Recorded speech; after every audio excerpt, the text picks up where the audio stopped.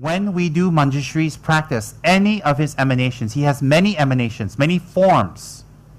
When we do Manjushri's practice, it helps us temporarily to clear obstacles in our mind or the non-clarity of our mind, so that when we read, listen, or contemplate on the Dharma, understanding arises.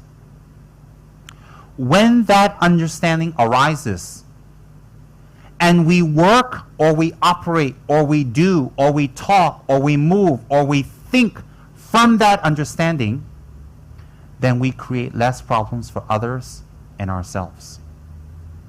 So when we create less problems, we become happier.